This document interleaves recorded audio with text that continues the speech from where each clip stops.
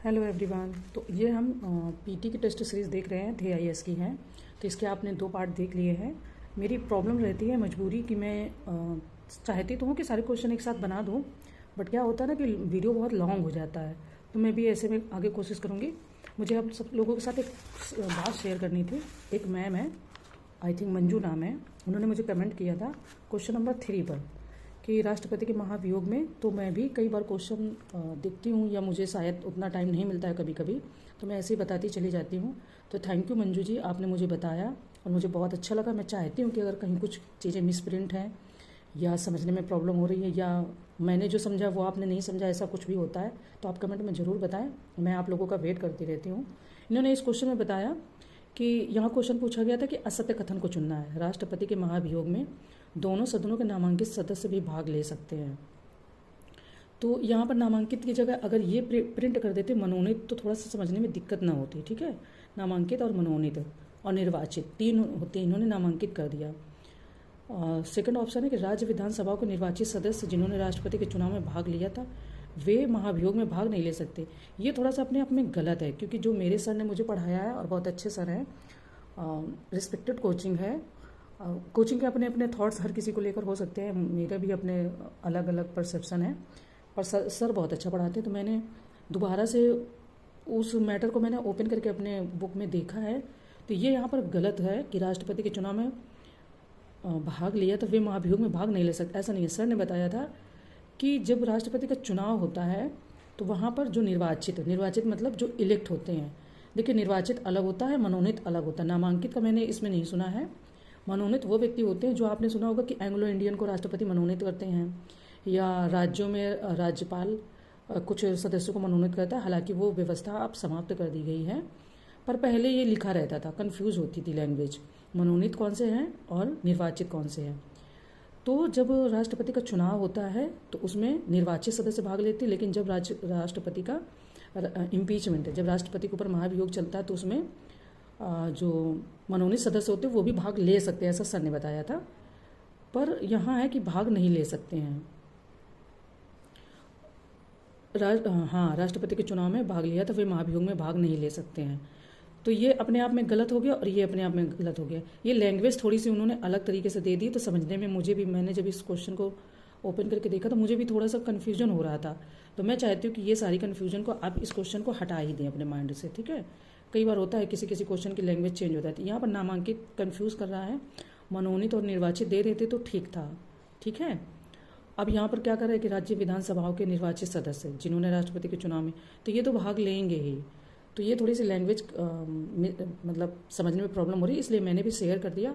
और मैंने इसलिए बताया कि ध्येय आईएएस में भी 2-4 क्वेश्चन, कई बार 1-2 टेस्ट सीरीज में मुझे 1-2 क्वेश्चन गलत मिले हैं, या कई बार किसी न किसी ने मुझे मतलब कमेंट के द्वारा बताया कि इसका ये आंसर नहीं, ये हो सकता है। मैं देखती हूँ, बट क्या है कि कोचिंग है, कई बार उन लोगों से मिस्टेक हो जाती है या लैंग्वेज के स्तर पर। तो आप लोग ध्यान रखें, अगर आपको लगता है कि ये चीज़ गलत हो सकती है और आप अपने नोट्स में देखते हैं तो उसको अपने हिसाब से ही मान लें, है ना। कई बार मुझे भी याद नहीं रहता है, मैं उसे उतना डीपली नहीं ध्यान देती हूँ। मैंने इस क्वेश्चन को खोल के देखा तो मेरा मन था कि मैं आपके साथ शेयर कर दूँ। चलिए, अब हमारे जो बचे हुए क्वेश्चन इसको फाइनल कर लेते हैं। ओके, थैंक यू बताने के लिए। और मैं उम्मीद करती हूँ कि और भी अगर कोई क्वेश्चन में कमी होगी या कोई बात समझने में प्रॉब्लम होगी, या मैंने कहीं कुछ गलत बता दिया होगा, क्योंकि कई बार तो गलतियाँ हमसे भी हो जाती हैं। ऐसा तो है ही नहीं कि हम एकदम फिट बैठे हैं, मशीन है ना। तो मेरे से भी गलतियाँ होती हैं, तो मैं तो इंतजार करती हूँ कि अगर गलतियाँ होती हैं तो आप लोग मुझे ज़रूर बताएं। तो क्या है ना, ऐसे इम्प्रूवमेंट होता रहता है और हमें भी दोबारा ये रहता है कि चलो यार, किसी ने बताया है, देखते हैं, मे भी मिस्टेक हो सकती है। तो थैंक यू मंजू जी, आपका तहे दिल से। देखिए, हमारे यहाँ से क्वेश्चन स्टार्ट होने थे। निम्नलिखित युग्म में से सही युग्म या युग्मों का चयन करें। ये विषय है और ये सूची है। ठीक है, जनगणना, संघ सूची, उद्योग, राज्य सूची, निगम कर, संघ सूची, डाकघर, बचत बैंक, राज्य सूची, पशुओं के प्रति क्रूरता का निवारण नियम, समर्थित सूची। तो ये भी हमें याद रखना है बहुत अच्छे से, है ना। तो यहाँ पर ये चीज़ें दी गई हैं। यहाँ पर उन्होंने पूछा है कि सही कोड का उपयोग करके आंसर को हमें बताना है। ठीक है, तो फिलहाल जो सही सुमेलित हैं वो मैं पहले आपको बता देती हूँ। इसमें ऑप्शन आपका सी आ जाएगा। डाकघर, बचत बैंक एक संघ सूची का विषय है, अन्य सभी राज्य सूची के। तो डाकघर, बचत बैंक, ये संघ सूची बोले तो आपका ये। ठीक है, चलिए नेक्स्ट क्वेश्चन देखते हैं। निम्नलिखित में से किस वर्ष राजनैतिक दलों को सर्वप्रथम संवैधानिक मान्यता प्राप्त हुई थी? Option A 1952, option B 1975, option C 1995 में, या ऑप्शन डी 1985 में। ठीक है, तो सर्वप्रथम तो 1985 में।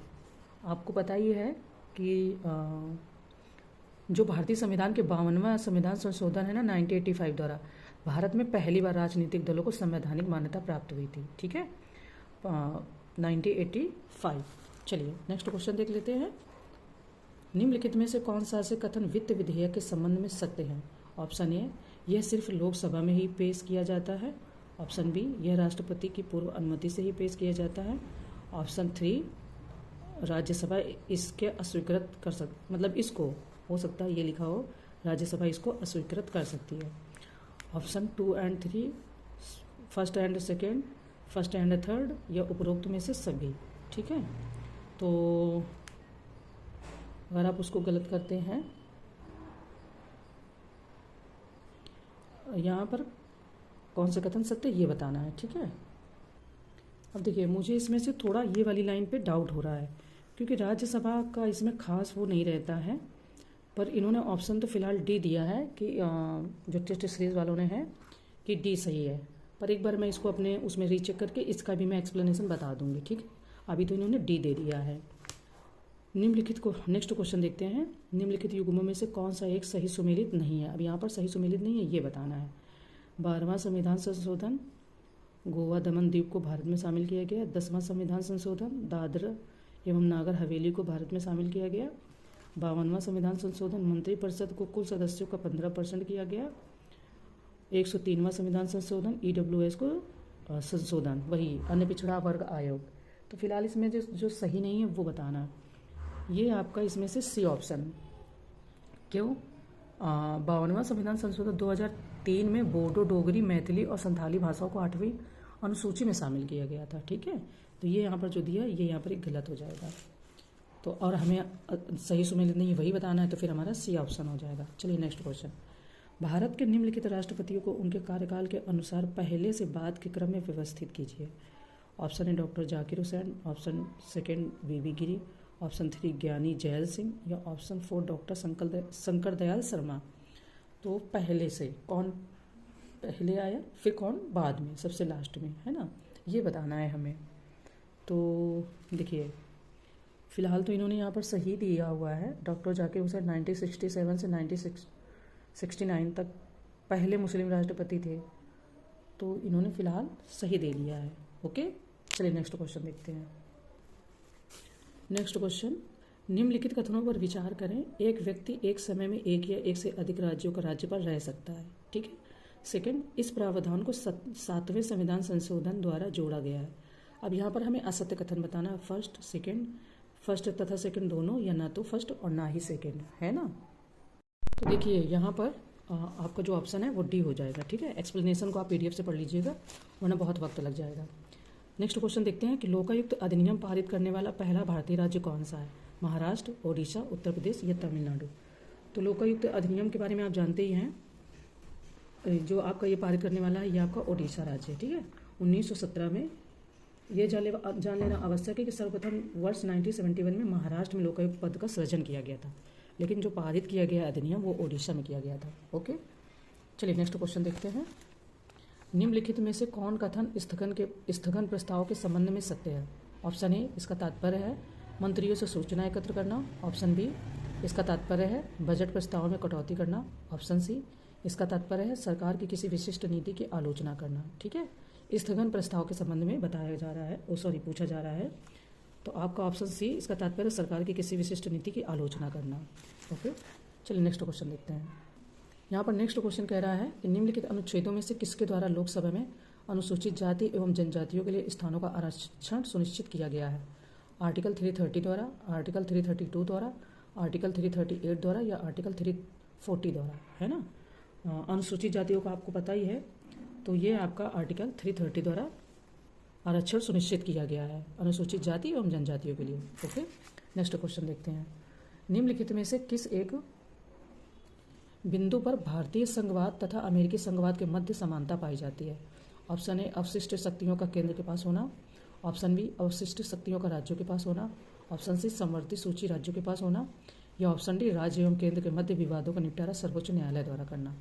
तो अगर आपने जब संघवाद के बारे में स्टार्टिंग में क्लासेस में टीचर लोग बता देते हैं, उसको अगर अच्छे से आपने याद किया होगा तो आपको अमेरिका और भारतीय, अमेरिकी जो संविधान है भारतीय संघवाद, उसमें समानता दिखाई देती होगी, है ना, किसी एक पॉइंट पर। तो उसको यहाँ पर रिवाइज कीजिए और देखिए, पहले वीडियो को पॉज कीजिए, फिर सोचिए कि कौन सा ऑप्शन इसमें सही हो सकता है। तो यहाँ पर तो बताया आपका आंसर तो है कि राज्य एवं केंद्र के मध्य विवादों का निपटारा सर्वोच्च न्यायालय द्वारा करना। ठीक है, चलिए नेक्स्ट क्वेश्चन। निम्नलिखित में से कौन सा निर्वाचन आयोग का प्रमुख कार्य है? आचार संहिता का निर्माण करना, राजनीतिक दलों को मान्यता प्रदान करना, निर्वाचन की तिथि एवं समय सारणी तैयार करना, या उपरोक्त सभी। ठीक है, देखिए यहाँ पर अगर आप खुद ही थोड़ा सा ध्यान लगाएंगे ना तो आपको आइडिया आ जाएगा। जब भी चुनाव होने वाले होते हैं, आप देखते हैं कि आचार संहिता लागू हो गई, ऐसा आप सुनते हैं कि आचार संहिता चल रही है, आचार संहिता, है ना। बी, राजनीतिक दलों को मान्यता भी अपना निर्वाचन आयोग ही प्रदान करता है, ये भी आपने सुना होगा। तो और निर्वाचन की तिथि भी वही बताते हैं कि इस राज्य में इस तारीख से इस तारीख के बीच में, बड़ा राज्य है तो इतने चरणों में चुनाव होंगे, छोटा राज्य है तो इतने चरणों में। तो फिर आपको थोड़ा सा आइडिया लग जाएगा कि यहाँ पर आपका ऑप्शन डी सही हो जाएगा। ठीक है, देखिए नेक्स्ट क्वेश्चन क्या है कि निम्नलिखित युग्मों में से कौन सा सही सुमेलित नहीं है, ये पता करना है। तो इसमें से ज़्यादातर आपको आना चाहिए, वरना फिर आप उसको पकड़ नहीं पाओगे, है ना। यहाँ पर आर्टिकल 315 है, आर्टिकल 316, आर्टिकल 318 और आर्टिकल 323। कुछ चीज़ें आपको अगर याद आ रही होंगी तो आपको फिर सही से याद आ जाएगा, है ना। पहले वीडियो को पॉज कीजिए, फिर सोचिए कि कौन किससे रिलेट करता है। देखिए आपने 315 का नाम सुना होगा, ये संघ तथा राज्यों के लिए लोक सेवा आयोग उससे संबंधित है। 316 संघ लोक सेवा आयोग के सदस्यों की नियुक्ति से संबंधित है।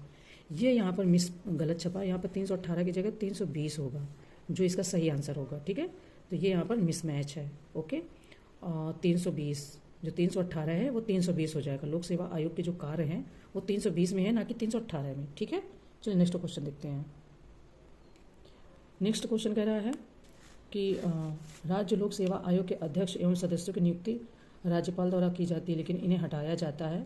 ऑप्शन ए संसद द्वारा, ऑप्शन बी राष्ट्रपति द्वारा, ऑप्शन सी राज्य विधानमंडल द्वारा, या ऑप्शन डी मुख्यमंत्री द्वारा। तो देखिए ये तो पता है आपको कि नियुक्ति तो राज्यपाल करते हैं, ठीक है, लेकिन हटाने के समय इन्हें राज्यपाल नहीं हटाते हैं। तो बहुत अच्छे से पता है कि इन्हें राष्ट्रपति द्वारा रिमूव किया जाता है। ठीक है, नेक्स्ट क्वेश्चन। निम्नलिखित में से कौन सा से वित्त आयोग के प्रमुख कार्य हैं? संघ एवं राज्यों के बीच करों के शुद्ध आगमों का वितरण। सेकेंड ऑप्शन, भारत के संचित निधि से धन निकासी की अनुमति देना। स्थानीय निकायों के संसाधनों की आपूर्ति हेतु आवश्यक उपाय करना। Option first and second, second and third, या फर्स्ट, सेकेंड एंड थर्ड। ठीक है, देखिए आप लोगों को पता ही है कि 280 के तहत हमारा जो वित्त आयोग होता है वो आर्टिकल 280 के तहत फंक्शन करता है। ठीक है, और ये निम्नलिखित सुझाव देता है, जैसे संघ और राज्यों के बीच करों के शुद्ध आगमों को। तो पहला तो ऑप्शन आपका सही है। अनुच्छेद 275 के तहत भारत की संचित निधि से राज्यों के राजस्व में सहायता प्रदान करना। 275 के तहत मैं आर्टिकल इसलिए भी बीच में बताती हूँ कि ये जो यूपीपीसीएस और आरओआरओ के एग्जाम है इसमें फैक्ट बहुत पूछते हैं, आर्टिकल नंबर ही बहुत सारे पूछ लेते हैं, कॉन्सेप्ट तो यूपीएससी में ज़्यादा पूछते हैं। ठीक है, तो यहाँ पर आपका ऑप्शन ए सही हो जाएगा, फर्स्ट और थर्ड। भारत के संचित निधि धन निकासी की अनुमति देना, ये जो दिया है सहायता प्रदान करना, ना कि अनुमति देना। ठीक है, नेक्स्ट क्वेश्चन देखते हैं। भारतीय संविधान के अनुसार निम्नलिखित में से कौन सा से राज्य की विधायिका में सम्मिलित है? राज्यपाल, राष्ट्रपति, विधानसभा, विधान परिषद। यहाँ पर राज्य की विधायिका के बारे में बात हो रही है, ना कि केंद्र की विधायिका। तो राष्ट्रपति और राज्यपाल ये जो दिए हैं ये आपको याद रखना है सही से। ठीक है, तो यहाँ पर आपके देखिए राज्यपाल तो राज्य की विधायिका में होगा ही, विधानसभा भी होगी। ठीक है, और यहाँ पर विधान परिषद भी होगी, राष्ट्रपति नहीं होंगे। राष्ट्रपति आपके फर्स्ट ऑर्डर आते हैं प्रोटोकॉल में केंद्र के स्तर पर। ठीक है, पूरे भारत के स्तर पर। ठीक है, प्रोटोकॉल में तो यहाँ पर फर्स्ट, थर्ड और फोर्थ, यानी कि राज्यपाल, विधानसभा, विधान परिषद। ओके, ये कॉन्सेप्ट का क्वेश्चन है, अगर कॉन्सेप्ट पता है, याद है, तो ही आप बता पाओगे। जैसे राष्ट्रपति फर्स्ट ऑर्डर ऑफ द होता है, फिर उपराष्ट्रपति, है ना, उसी तरीके से। चलिए नेक्स्ट क्वेश्चन हमारा क्या कह रहा है कि निम्नलिखित कथनों पर विचार कीजिए। ऑप्शन ए, सिंधी भाषा को 8वीं अनुसूची में 15वीं भाषा के रूप में शामिल किया जाना। सेकेंड, नागालैंड को राज्य का दर्जा दिया जाना। थर्ड, 44वां संविधान संशोधन। फोर्थ, लोकसभा की सीटों को 525 से बढ़ाकर 545 कर दिया गया। उपरोक्त को सही कालक्रम अनुसार व्यवस्थित कीजिए। अब अगर इन चीज़ों के बारे में पता है तो ही आप व्यवस्थित कर पाओगे, अगर 2 या 3 ऑर्डर भी पता है तो आपका आंसर आ जाएगा। ठीक है, देखिए ये तो आइडिया लग ही रहा है कि यहाँ पर नागालैंड का जो भी कार्य हुआ है, नागालैंड को जो राज्य का दर्जा दिया गया वो सबसे पहले आना है। ठीक है, तो आप पहले ऐसे ऑप्शन को एलिमिनेट किया करो कि 2 यहाँ पर भी फर्स्ट नंबर पे है और 2 यहाँ पर भी है, तो ये दोनों तो आप भूल जाओ कि C और D होगा कहीं। आपका सेकेंड और ये वाला, सॉरी फर्स्ट और सेकेंड, आपको इनमें दिमाग लगाना है। इन दोनों को आपको कट कर देना है जब भी आप एलिमिनेट करो, ऐसे करो। ठीक है, कि पहले हम ये देखते हैं। अब नागालैंड के बाद क्या हुआ होगा, फिर सिंधी भाषा को जो आपके है दर्जा दिया गया है, सिंधी भाषा को 15वीं भाषा के रूप में सम्मिलित किया गया, वो 1967 में है। ठीक है, सेकेंड और पहले नंबर पर सेकंड आ जाएगा, फिर सेकंड नंबर पर फर्स्ट आ जाएगा। अब आ जाओ कि इसके बाद क्या होगा। तो लोकसभा सीटों की जो बात हो रही है ना कि 525 से, इसको 1973 में कर दिया गया। तो आपका ऑप्शन ऐसे आ जाएगा 4, 3। और यहाँ पर कह रहे हैं कि 44वां संविधान संशोधन, तो ये 1978 में हुआ। ठीक है, तो ऐसे करके थोड़ा थोड़ा सोचोगे तो ऐसे आंसर आपका आ जाएगा। ये बी ऑप्शन आपका सही हो जाएगा। देखिए, ये थोड़ा सा कॉन्सेप्ट का क्वेश्चन है। संघ से अभिप्राय है, ऑप्शन है शक्तियों का हस्तांतरण, शक्तियों का विभाजन, शक्तियों का पृथक्करण या शक्तियों का संलयन। कॉन्सेप्ट का है, क्लोज है आंसर। आपको लगेगा कि ये भी हो सकता है, ये भी हो सकता है, ये भी हो सकता है और ये भी हो सकता है। ठीक है, संघ का मतलब होता है शक्तियों का विभाजन, नीचे स्तर तक शक्तियों को विभाजित करना। नेक्स्ट क्वेश्चन, भारतीय संविधान के अंतर्गत युद्ध अथवा शांति की घोषणा करने की शक्ति निम्नलिखित में से किस एक में से निहित है? राष्ट्रपति, प्रधानमंत्री, संसद या इनमें से कोई नहीं? तो आराम से आंसर आ सकता है, कोई दिक्कत नहीं है। जब भी कोई ऐसे बात होती है तो आपको पता है कि ऑर्डर ऑफ द प्रोटोकॉल में राष्ट्रपति सबसे ऊपर है और राज्य का जो भी नियम चलते हैं, जो भी कार्य होते हैं वो राष्ट्रपति के ही नाम से होते हैं। तो राष्ट्रपति ही जब भी ऐसा कुछ करना होगा तो भारत का राष्ट्रपति देश के प्रतिरक्षा बलों को सर्वोच्च, हाँ वो तो पता ही है। तो जब भी युद्ध की घोषणा होगी या शांति स्थापित करने की बात होगी तो राष्ट्रपति ही ऐसा करेंगे। पर हाँ, संसद की अनुमति के अनुसार होता है, ऐसा नहीं कि राष्ट्रपति उठे और उन्होंने बता दिया, नहीं, एक नियम के तहत वो बोलेंगे। ठीक है, चलिए नेक्स्ट क्वेश्चन, निम्नलिखित कथनों पर विचार करें। ऑप्शन ए, राष्ट्रपति अध्यादेश केवल उन्हीं मुद्दों पर जारी कर सकता है जिन पर संसद कानून बना सकती है। ये अपने आप में ही आपको कुछ लग रहा होगा थोड़ा सा, है ना। सेकंड, राष्ट्रपति द्वारा जारी अध्यादेश की वही सीमाएं होती है जो संसद द्वारा बनाए किसी कानून की होती है। सत्य कथन का चुनाव करना है। आप इन दोनों, ये कॉन्सेप्ट हैं, ठीक है, इनसे बहुत क्वेश्चन बन सकते हैं ऐसे कॉन्सेप्ट से। इसको पहले अच्छे से पढ़िए, फिर इसका आंसर सोच के दीजिए। ठीक है, देखिए आपको मैंने बताया था आर्टिकल 123 और राज्य में 213, राज्यपाल 213 के तहत अध्यादेश जारी करते हैं और राष्ट्रपति 123 के तहत अध्यादेश जारी करते हैं। जब हमारा हाउस रनिंग में नहीं होता है, मतलब कि जैसे संसद की बैठक नहीं हो रही है और किसी का, जैसे कोरोना के समय आपने देखा कई सारे अध्यादेश लाए गए, है ना, तो उस समय अध्यादेश लाए जाते हैं। इसके बाद में राष्ट्रपति द्वारा जारी अध्यादेश की वही सीमाएं होती जो संसद द्वारा किसी कानून की। ये बात तो सत्य है कि वही सीमाएं होती हैं जो किसी कानून की, पर एक बात और है यहाँ पर कि इनकी प्रकृति जो होती है वो अल्पकालीन होती है। ठीक है, तो यहाँ पर सत्य कथन चुनना था, इसलिए ऑप्शन आपका सी सही है। बट कब कब अध्यादेश जारी हो सकता है ये जरूर याद रखना, किस कंडीशन में हो सकता है ना। नेक्स्ट क्वेश्चन, 10वीं अनुसूची के तहत दल बदल के आधार पर निहरता के सवालों का निपटारा किया जाता है। ऑप्शन ए, राष्ट्रपति द्वारा, ऑप्शन बी, उच्चतम न्यायालय द्वारा, ऑप्शन सी, उच्च न्यायालय द्वारा या ऑप्शन डी, राज्यसभा में सभापति एवं लोकसभा में अध्यक्ष द्वारा। ठीक है, 10वीं अनुसूची के तहत दल बदल के आधार पर निहरता के सवालों का निपटारा किया जाता है ना। राष्ट्रपति, उच्चतम न्यायालय, उच्च न्यायालय, राज्यसभा में सभापति एवं लोकसभा में अध्यक्ष के द्वारा, लोकसभा अध्यक्ष द्वारा, ये पूछ रहे हैं। दल बदल कानून का नियम आपने पढ़ा होगा, तो अगर वो एमपी है लोकसभा में तो लोकसभा अध्यक्ष उसे डिस्क्वालीफाई करेंगे और राज्यसभा में सभापति। ओके, देखिए नेक्स्ट क्वेश्चन क्या कह रहा है हमारा कि निम्नलिखित कथनों में से कौन सा एक अविश्वास प्रस्ताव के संबंध में सत्य नहीं है। यहाँ पर सत्य है नहीं पूछा, सत्य नहीं है पूछा है। ठीक है, तो ऑप्शन ए, लोकसभा में इसे स्वीकार करने का कारण बताना आवश्यक नहीं है। ठीक है, अविश्वास प्रस्ताव के बारे में बात हो रही है। सेकंड ऑप्शन, यह पूरे मंत्रिपरिषद के विरुद्ध लाया जाता है, यह मंत्रिपरिषद की कुछ नीतियों की आलोचना हेतु लाया जाता है, या इससे पारित होने के पश्चात मंत्रिपरिषद को त्याग देना होता है। तो इसमें सत्य नहीं है वो हमें बताना है, जो सत्य है वो नहीं बताना है। ठीक है, देखिए जैसा कि हम लोग पढ़ते हैं, ये आपका आर्टिकल 75 में बात होती है कि मंत्रिपरिषद, संविधान के अनुच्छेद 75 में कहा गया कि मंत्रिपरिषद लोकसभा के प्रति सामूहिक रूप से उत्तरदायी होती है। इसका यह अर्थ होता है कि उसे जब तक सदन में बहुमत प्राप्त है, यानी कि विश्वास प्राप्त है, तभी तक वो रह सकती है। जैसे ही अविश्वास प्रस्ताव पारित हो जाएगा लोकसभा में, तो मंत्रिपरिषद को त्यागपत्र देना पड़ेगा, है ना। मतलब लोकसभा में जब मंत्रिपरिषद के प्रति अविश्वास प्रस्ताव पारित हो जाएगा तो हट सकती है। तो यहाँ पर जो ये कह रहे हैं ना कि ये मंत्रिपरिषद की कुछ नीतियों की आलोचना है, तो कुछ नीतियों नहीं, ये पूरे मंत्रिपरिषद को ही हटाने के हिसाब से लाया जाता है, ठीक है। अविश्वास प्रस्ताव का मतलब ही होता है कि अविश्वास है पूरे मंत्रिपरिषद में, तो उसमें कुछ नीतियाँ कैसे हो सकती हैं। तो यानी कि सी ऑप्शन यहाँ पर सत्य नहीं है, ठीक है। हाँ सॉरी, लग रहा है मैंने पहले बोल दिया असत्य नहीं है, सॉरी, यहाँ सत्य नहीं है, यही बताना था, ठीक है। नेक्स्ट क्वेश्चन, जब कभी कोरम पूरा करने में स्थायी न्यायाधीशों की संख्या कम हो रही हो तो भारत का मुख्य न्यायाधीश निम्नलिखित में से किस एक की नियुक्ति करता है। ऑप्शन है तदर्थ न्यायाधीश, एडहॉक कार्यकारी न्यायाधीश, अस्थायी न्यायाधीश, या इनमें से कोई नहीं। तो जब कभी कोरम पूरा करने में स्थायी न्यायाधीशों की संख्या में कमी हो रही होती है तो भारत का मुख्य न्यायाधीश यानी कि चीफ जस्टिस ऑफ इंडिया तदर्थ न्यायाधीशों की नियुक्ति करते हैं, एडहॉक जिन्हें बोलते हैं, है ना। चलिए, भारत की नेक्स्ट क्वेश्चन, भारत की संसद को अनुच्छेद 368 के अधीन यह अधिकार है कि वह संविधान में वर्णित मौलिक अधिकारों सहित संविधान में वर्णित किसी भी भाग में संशोधन कर सकती है, बशर्ते इससे मूल संरचना प्रभावित न हो। निम्न में से मूल संरचना के तत्वों की पहचान करें। ऑप्शन ए, एक कल्याणकारी राज्य की स्थापना का जनादेश। ऑप्शन सेकंड, अनुच्छेद 141 के अंतर्गत सर्वोच्च न्यायालय की शक्ति। ऑप्शन 3, शक्ति की परिस्थिति एवं अवसर की समानता। या ऑप्शन डी, न्यायिक समीक्षा। उपरोक्त में से सही कथन या कथनों का चयन करें, है ना।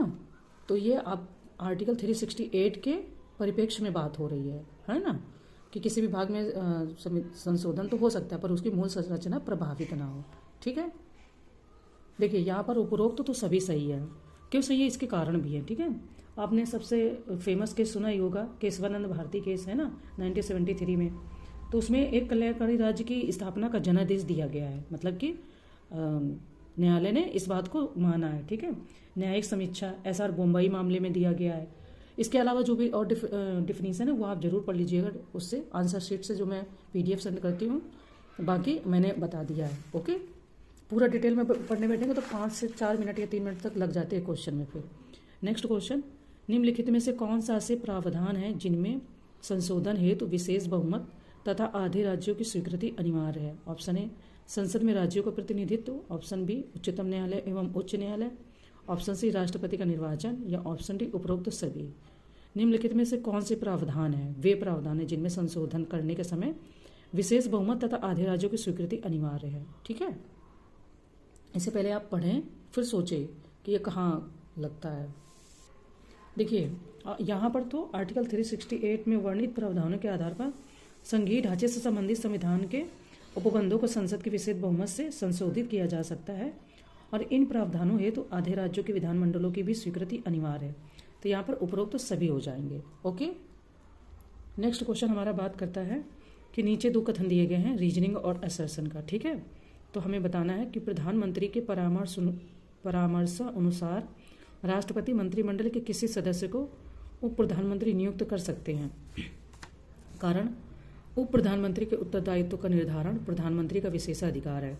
तो यहाँ पर हमें आपने उप प्रधानमंत्री या उप मुख्यमंत्री का सुना ही होगा, डिप्टी CM, इस तरीके से उसी के विषय में बात हो रही है। तो यहाँ पर ए तथा आर दोनों सही है, तथा पर आर ए की सही व्याख्या नहीं करता है। उसका कारण क्या है कि संविधान में उप प्रधानमंत्री पद का कोई प्रावधान नहीं है। यहाँ पर क्या कह रहे हैं, नियुक्त कर सकते हैं, है ना। तो उप प्रधानमंत्री का कोई प्रावधान नहीं, किंतु समय समय पर आपने देखा कि राजनीतिक कारणों से सत्ता दल जो होता है वो संवैधानिक प्रावधानों से हटकर, है ना, तो मतलब कि पार्टियां इस तरीके से काम करती रहती हैं। जो सत्ता दल के लोग होते हैं वो उप प्रधानमंत्री की नियुक्ति की जा सकती है। इस प्रकार पर यह विशुद्ध रूप से एक राजनीतिक पद है, ठीक है। इस प्रकार के कथन और करण दोनों कहीं पर संविधान में मतलब इसका उल्लेख नहीं कि उप प्रधानमंत्री होगा, ठीक है, इसलिए। चलिए नेक्स्ट क्वेश्चन, नेक्स्ट क्वेश्चन हमारा कह रहा है कि निम्नलिखित कथनों पर विचार करना है। मूल संविधान में प्रशासनिक अधिकरणों से संबंधित उपबंध नहीं थे। ऑप्शन सेकंड, 44वें संविधान संशोधन द्वारा प्रशासनिक अधिकरणों को संविधान में जोड़ा गया। तो सत्य कथन का चुनाव करना है। पहली बात तो जो ये अधिकरणों की बात हो रही है ये शायद समझने में आपको प्रॉब्लम हो, तो मैं आपको इसका इंग्लिश ट्रांसलेशन पहले दिखाती हूँ, ठीक है। देखिए ये कह रहे हैं कि there were no provisions related to administrative tribunals, ठीक है, in the original constitution. Administrative tribunals have been added to the constitution by the 44th constitutional amendment. Tribunal के बारे में तो आप जानते ही होंगे, है ना, तो यहाँ से समझने में थोड़ी आसानी हो जाएगी। देखिए ये बात तो ठीक है कि मूल संविधान में जो एडमिनिस्ट्रेटिव ट्रिब्यूनल्स है उनके बारे में उपबंध नहीं थे, पर ये यहाँ पर गलत हो जाता है क्योंकि ये 44वें नहीं है, ये 42वें संविधान संशोधन द्वारा जोड़े गए थे। तो ऑप्शन ए यहाँ पर सही हो जाएगा और आपका सेकंड ऑप्शन जो है वो गलत हो जाएगा। ओके, चलिए नेक्स्ट क्वेश्चन देखते हैं। नेक्स्ट क्वेश्चन हमारा कह रहा है कि निम्न में से कौन सी एक अखिल भारतीय सेवा नहीं है। ऑप्शन है भारतीय प्रशासनिक सेवा, भारतीय विदेश सेवा, भारतीय वन सेवा, भारतीय पुलिस सेवा। बहुत सिंपल क्वेश्चन है, हर किसी को आ गया होगा आंसर। देखिए आप तो जानते ही हैं कि हमारे भारत में जो मतलब उसमें भारत नहीं, हाँ, भारत में लोक सेवा को 3 वर्गों में रखा गया है ना, भारतीय अखिल सेवाएं, भारतीय केंद्रीय सेवाएं या राज्य सेवाएं, ठीक है। तो देखिए भारतीय पुलिस सेवा, भारतीय विदेश सेवा और भारतीय प्रशासनिक सेवा आपको पता ही है। जो आपका भारतीय वन, हाँ, ये यहाँ पर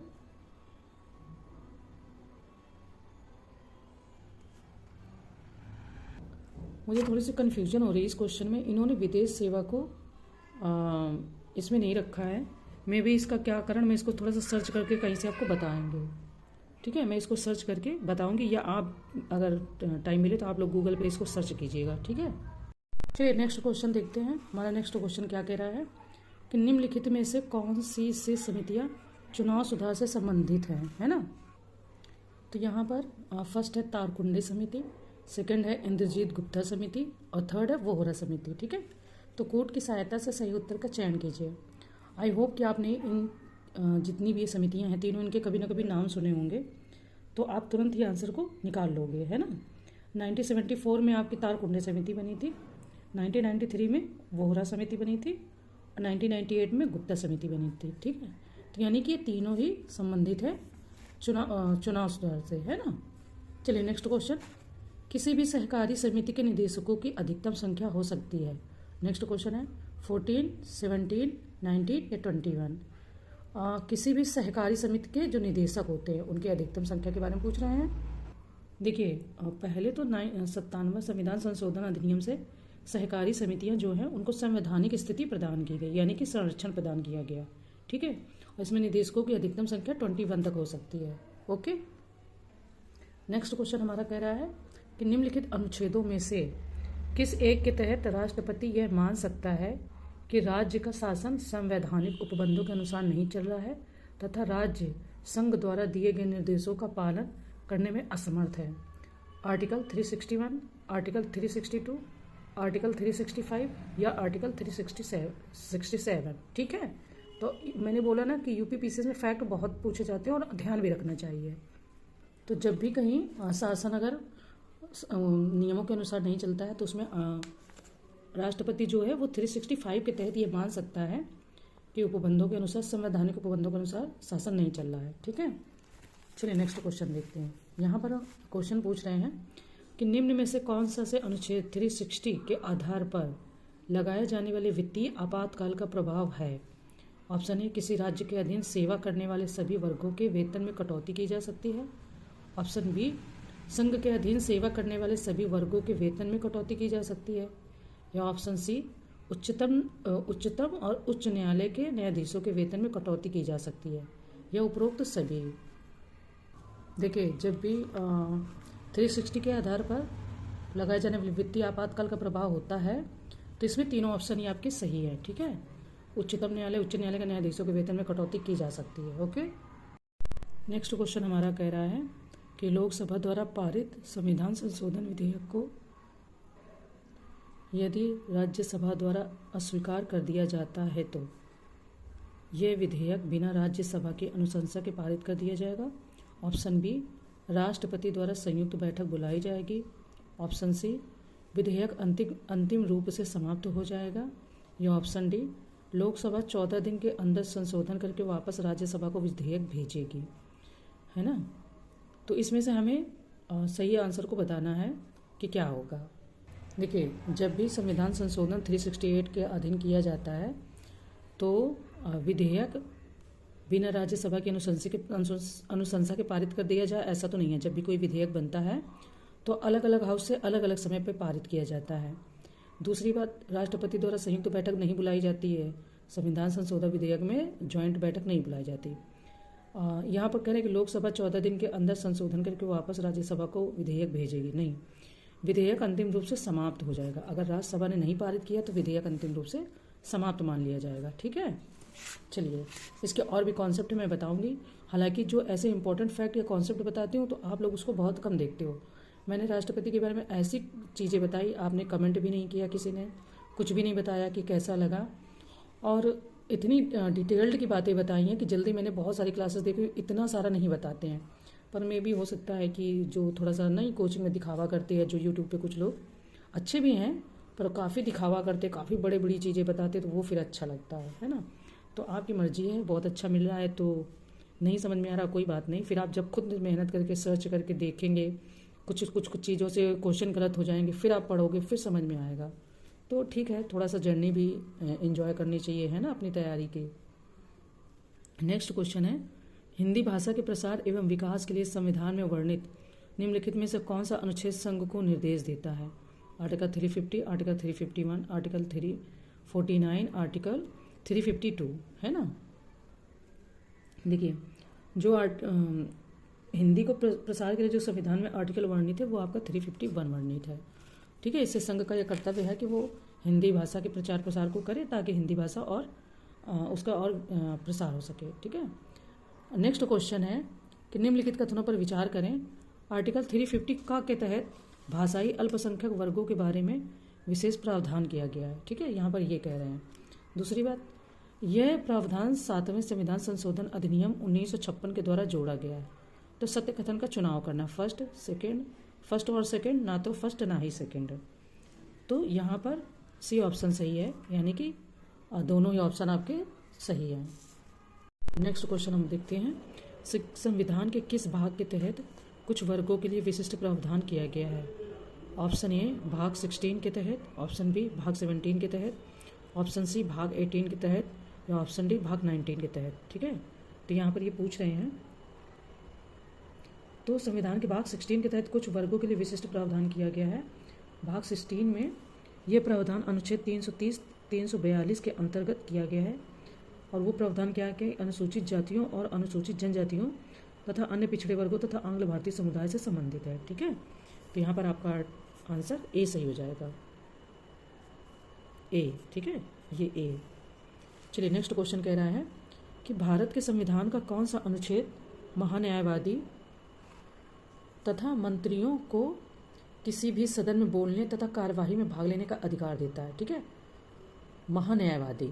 ओके, तो आर्टिकल 85, आर्टिकल 86, आर्टिकल 87 या आर्टिकल 88। तो ये है कि महान्यायवादी तथा मंत्रियों को किसी भी सदन में बोलने तथा कार्यवाही में भाग लेने का अधिकार देता है। हमें यहाँ पर ये बताना है। तो आपका आर्टिकल 88, भारत के संविधान का आर्टिकल 88 महान्यायवादी तथा मंत्रियों को किसी भी सदन में बोलने तथा कार्यवाही में भाग लेने का अधिकार देता है। ठीक है, और हाँ, और किसी भी सदन में जो संयुक्त बैठक होती है संसद की किसी भी, तो उसमें भी नाम सदस्य के रूप में दिया जाता है। वो बोल सकते हैं महान्यायवादी, एवं उनको कार्यवाही में भाग लेने का अधिकार है, परंतु इस अनुच्छेद के आधार पर वह मत नहीं दे सकते। जैसे आप देखते हो ना कि जब अध्यक्ष या सभापति का चुनाव होता है तो वहाँ पर ये जो महान्यायवादी होते हैं वो अपना मत नहीं दे सकते, वोट नहीं दे सकते। ठीक है, तो ये आर्टिकल 88 आपका है। नेक्स्ट क्वेश्चन, निम्नलिखित कथनों में से कौन सा एक 73वें संविधान संशोधन के संबंध में सत्य नहीं है? ओके, ऑप्शन ए, इसमें पंचायतों का कार्यकाल 5 वर्ष सुनिश्चित किया गया है। ऑप्शन बी, इस संशोधन द्वारा पंचायत राज संस्थाओं में 33% आरक्षण अन्य पिछड़े वर्गों के लिए किया गया है। ऑप्शन सी, पंचायत के कुल स्थानों का 1/3 स्थान महिलाओं के लिए आरक्षित किया गया है। या ऑप्शन डी, इस अधिनियम द्वारा ग्राम सभा को संवैधानिक दर्जा दिया गया है। ठीक है, तो यहाँ पर सत्य क्या नहीं है वो बताना है। आई होप कि क्वेश्चन को पढ़ने के बाद आपको कुछ तो आइडिया लग ही गया होगा। देखिए, आपको इतना तो पता है कि पंचायतों में अनुसूचित जातियों और जनजातियों के लिए ये प्रावधान किया गया है, ना कि अन्य पिछड़ा वर्ग के लिए। अन्य पिछड़ा वर्ग के लिए पंचायत में किसी भी स्तर पर कोई आरक्षण नहीं दिया गया है, ठीक है। तो इन्होंने जो ये बात कह दी है ना कि संशोधन के अधिनियम द्वारा अन्य पिछड़े वर्गों के लिए पंचायत में आरक्षण का प्रावधान नहीं किया गया, यहाँ कह दिया है कि किया गया है, ठीक है, यही गलत है, ये मतलब सत्य नहीं है। नेक्स्ट क्वेश्चन, निम्नलिखित कथनों पर विचार करें। ऑप्शन ए, आकस्मिक निधि से धन की निकासी राष्ट्रपति की विशेष अनुमति से की जा सकती है। ऑप्शन सेकंड, संचित निधि से धन की निकासी संसद की अनुमति से ही की जा सकती है। यहाँ पर कह रहे हैं कि राष्ट्रपति की अनुमति से, और यहाँ कह रहे हैं कि संसद की अनुमति से। अब इनमें से कोई एक कथन गलत है या असत्य है, या और उसमें से कोई एक सत्य है, ठीक है। तो देखिए, जो अनुच्छेद 249, ठीक है, 249 249 के तहत, हाँ 249 नहीं होगा, 266 के तहत जो संचित निधि की व्यवस्था की गई है जिससे धन की निकासी की जाती है, वो संसद की अनुमति के बाद ही हो सकती है। और भारतीय संविधान के अनुच्छेद 267 के तहत एक आकस्मिक निधि की व्यवस्था की गई है। आकस्मिक मतलब कभी भी, जैसे घर में लोग गुल्लक में या थोड़े से पैसे अपने बचत खाते में रखते हैं ना, कि कभी भी अगर काम पड़ जाए तो हमें ऐसे चीज़ों को ना निकालना पड़े जिनको निकालने में दिक्कत हो, है ना। तो आकस्मिक निधि की व्यवस्था की गई है और राष्ट्रपति की विशेष अनुमति से इस निधि से धन निकासी की जा सकती है ना।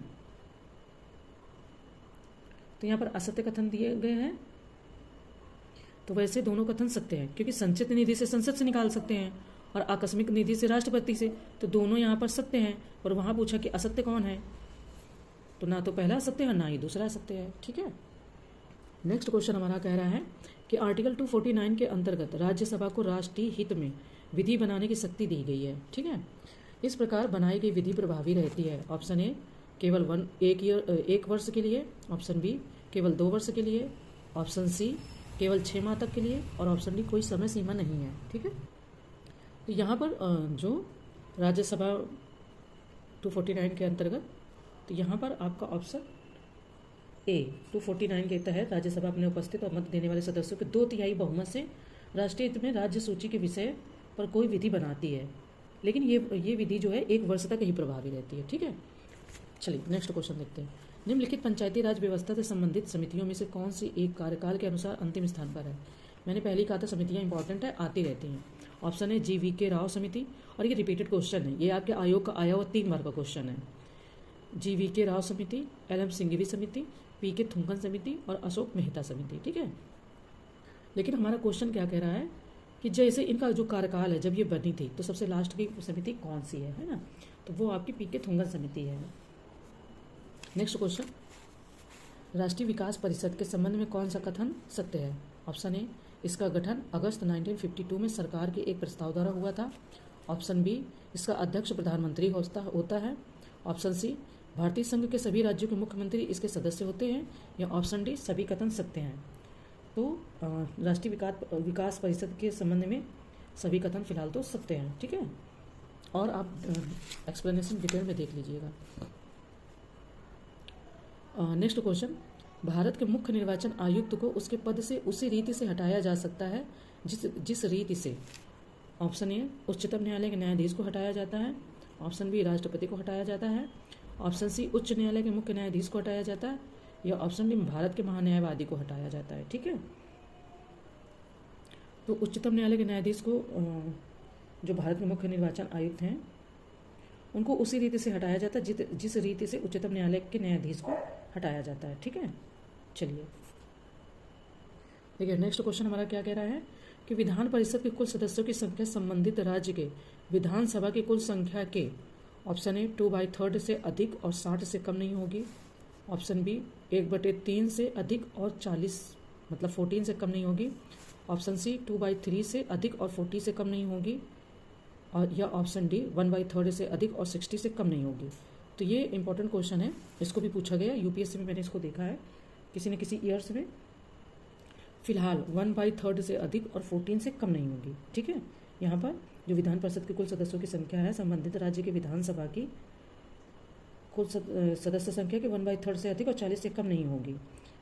विधान परिषद एक स्थायी सदन है, ये कभी भंग नहीं होता है और यह राज्य विधानमंडल का उच्च सदन है, ठीक है। अनुच्छेद 169 के अनुसार संसद विधान परिषद का गठन एवं विघटन कर सकती है। संसद, राज्य नहीं, संसद, ठीक है। चलिए नेक्स्ट क्वेश्चन, बी इसका आंसर सही होगा। निम्नलिखित कथनों में से कौन सा एक राज्य के महाधिवक्ता के संबंध में सत्य नहीं है? ऑप्शन ए, इसका उल्लेख आर्टिकल 165 में है। ऑप्शन बी, उच्च न्यायालय के न्यायाधीश की योग्यता वाला व्यक्ति ही राज्य महाधिवक्ता नियुक्त हो सकता है। राज्य महाधिवक्ता, ठीक है। ऑप्शन सी, इसका कार्यकाल 6 साल या 65 वर्ष की आयु तक होता है। या ऑप्शन डी, यह राज्य विधानमंडल की कार्रवाई में भाग ले सकता है और संबोधित कर सकता है। पहले ही हमें यहाँ पर जो सत्य नहीं है वो बताना है, ठीक है। तो यहाँ पर इसका ऑप्शन सी असत्य है, ओ सॉरी, हाँ सत्य नहीं है। नेक्स्ट क्वेश्चन, चलिए नेक्स्ट क्वेश्चन हमारा क्या कह रहा है कि राज्यसभा अनुच्छेद 312 के तहत एक अखिल भारतीय सेवा कर सृजन कर सकती है। तो यहाँ पर आंसर पूछा है 1/3 बहुमत द्वारा, 2/3 बहुमत द्वारा, 2/3 बहुमत एवं आधे राज्यों के अनुसमर्थन द्वारा या साधारण बहुमत द्वारा, ठीक है। तो ये तो बात हर किसी को पता है कि राज्यसभा अनुच्छेद 312 के तहत अखिल भारतीय सेवा का सृजन कर सकती है, पर उसके लिए जो ऑप्शन दिया है वो आपका बी 2/3 बहुमत द्वारा ही सृजित हो सकता है, ठीक है। राज्यसभा अनुच्छेद 312 के तहत 2/2 बहुमत द्वारा एक नई अखिल सेवा का सृजन कर सकती है, ठीक है। नेक्स्ट क्वेश्चन हमारा सूची फर्स्ट को सेकंड से मिलाना है एवं सही उत्तर देना है। ये टेस्ट सीरीज पूरी पॉलिटी की बेस्ड है। आप आई होप आपको बहुत सारे क्वेश्चन में क्लैरिटी हो रही होगी। आप जब PDF पढ़ेंगे उसका आंसर्स पूरा एक्सप्लेनेशन के साथ में, तो आपको और क्लैरिटी होगी। जैसे ये क्वेश्चन है, ये आई थिंक 2022 में ऐसे ही क्वेश्चन पूछा गया था, ठीक है, सेम। तो राज्य हैं और लोकसभा सीट है, कभी कभी ये भी आ जाता है, तमिलनाडु, राजस्थान, गुजरात और महाराष्ट्र, ठीक है। तो उनकी सीट के बारे में भी आ जाता है। तो फिलहाल तमिलनाडु की आपके, राजस्थान की, गुजरात और महाराष्ट्र, तो इस तरीके से आपका ऑप्शन डी सही हो जाएगा। नेक्स्ट क्वेश्चन, 42वें संविधान संशोधन द्वारा कुछ विषयों को राज्य सूची से संवर्ती सूची में शामिल किया गया। वह विषय जो इसमें सम्मिलित नहीं है। ऑप्शन ए, नाप एवं तौल, ऑप्शन बी, शिक्षा तथा वन, ऑप्शन सी, न्याय तथा प्रशासन, या ऑप्शन डी, विवाह एवं तलाक, ठीक है। तो जो संवर्ती सूची में शामिल किए गए थे, ये उनके बारे में बात हो रही है, ओके। तो इस तरीके से हमारा ऑप्शन डी सही हो जाएगा। हाँ, इसके बाद यहाँ पूछ रहे थे कि जो शामिल किया गया, तो वो विवाह एवं जो तलाक है 1976 के तहत 5 विषयों को राज्य सूची से समवर्ती सूची में शामिल किया गया है। तो वन्य जीव एवं पक्षियों का संरक्षण, नाप एवं तौल, न्याय तथा प्रशासन, है ना, और शिक्षा वन। तो नाप एवं तौल ये भी है, शिक्षा तथा प्रशासन ये भी है, इस तरीके से। तो नाप एवं तौल, शिक्षा, प्रशासन, हाँ, न्याय का प्रशासन, तो इन्हें यहाँ पर 1 2 3 करके देना चाहिए था। आई थिंक हमें लग रहा मिस प्रिंट हो गया है, तो उस तरीके से ऑप्शन निकल आता। निम्नलिखित कथनों में कौन सा से सत्य है? ऑप्शन ए, राज्य मानवाधिकार आयोग केवल उन्हीं मामलों की जांच कर सकता है जो संविधान की राज्य सूची एवं समवर्ती सूची के अंतर्गत आते हैं। ऑप्शन बी, राज्य मानवाधिकार के अध्यक्ष व सदस्यों को केवल राज्यपाल ही हटा सकता है। तो यहाँ पर हमें सही सही उत्तर का चयन करना है। तो देखिए, राज्य मानवाधिकार के बारे में आपका ऑप्शन ए सही है ना, को केवल राज्यपाल ही हटा सकता है। तो ये यहाँ पर अपने आप में गलत हो जाता है। राज्य मानवाधिकार के अध्यक्ष एवं सदस्यों की नियुक्ति तो राज्यपाल करते हैं, लेकिन उन्हें पद से पदमुक्त राष्ट्रपति करते, तो इसलिए ये गलत हो जाएगा, ओके। चलिए, तो फिर हमारी ये टेस्ट सीरीज कंप्लीट हुई। इसमें से केवल कुछ क्वेश्चन और बचे हैं जो करंट से रिलेटेड है, उनको अभी पढ़ने का कोई मतलब नहीं है, क्योंकि करंट आपका इधर से आएगा। तो फिर मिलते हैं नेक्स्ट वीडियो में, ओके। Thank you.